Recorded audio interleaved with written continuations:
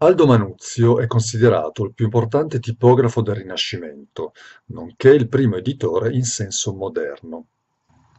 Nato a Velletri intorno al 1450, arriva a Venezia nel 1490, dove apre la sua prima tipografia in campo Sant'Agostin, tipografia la cui fama giunse in tutta Europa. Il suo logo rappresenta un'ancora e un delfino, con il motto Festina lente, cioè affrettati con calma. Affrettati con calma. Che motto meraviglioso.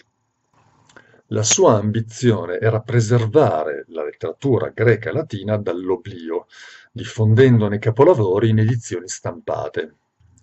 In tutto Manuzio stampò circa 130 opere, in greco, in latino e in volgare, fra le quali opere di suoi contemporanei, quali Erasmo, Angelo Poliziano, Pietro Bembo, ma soprattutto i grandi classici, da Aristotele a Cicerone, a Sofocle, a Catullo, Virgilio, Ovidio, Omero e molti altri.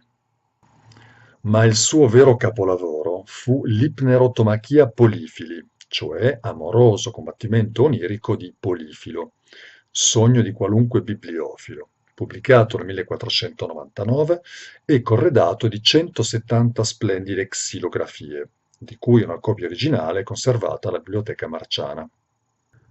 Libro esoterico-allegorico, da molti considerato il primo graphic novel della storia, conserva intatta la sua affascinante aura di enigmaticità e non cessa di suscitare stupore, interrogativi e polemiche. Risolto il mistero del suo autore, identificato in un Francesco Colonna, frate indocile e libertino, resta il mistero del suo linguaggio, che mescola temerariamente italiano, latino e greco, e che nella sua oltranza espressiva può essere paragonato solo all'ultimo Joyce. E resta il mistero di una narrazione che pare sottrarsi a ogni tentativo di classificazione.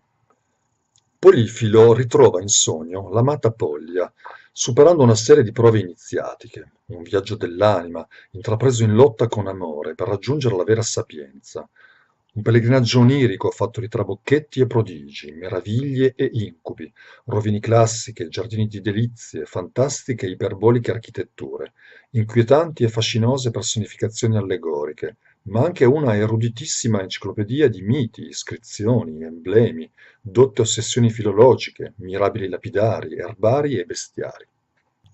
Manuzio è ricordato anche per la creazione del carattere corsivo, che prese il nome di carattere aldino, e fuori Italia di italico, o di lettere veneziane, o cancelleresco, perché è imitazione del carattere amanuense in uso nelle cancellerie dell'epoca.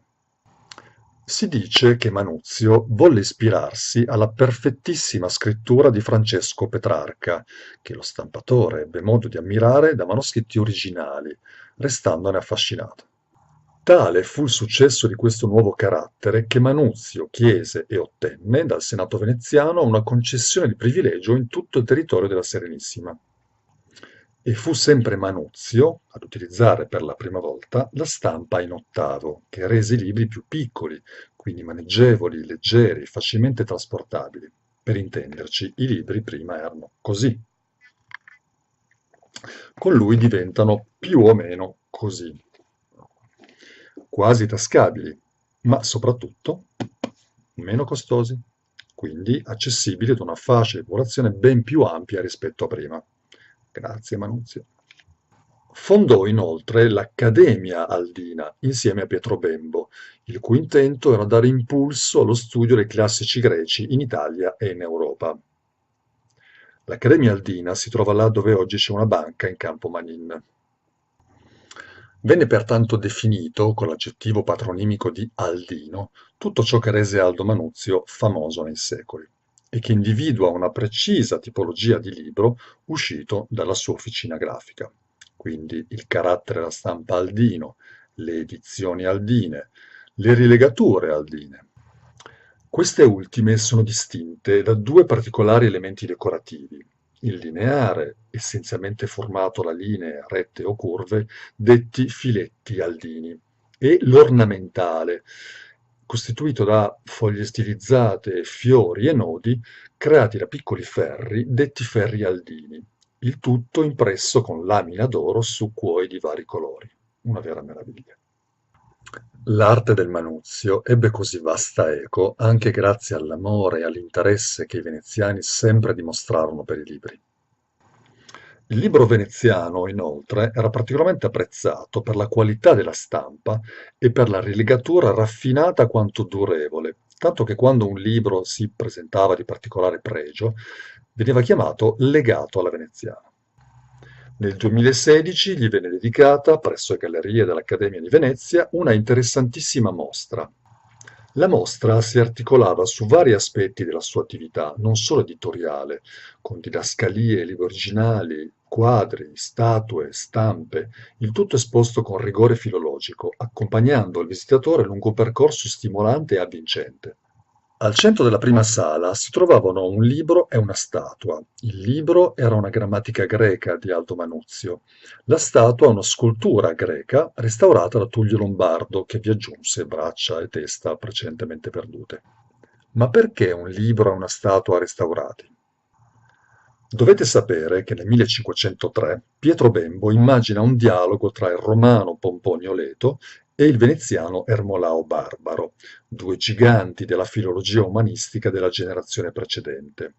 Ebbene, davanti a una statua mutilata, i due, Ermolao e Pomponio, lamentano la crudeltà con cui il tempo ha infierito non solo sull'arte, ma anche sui testi antichi, e quindi un dovere restaurarli. Ermolao Barbaro, che qui vediamo al centro del dipinto di Carpaccio, con la tunica rossa che sorregge la veste del Papa, volgendo lo sguardo altrove, sarà per Aldo Manuzio grande fonte di ispirazione nella sua missione divulgativa.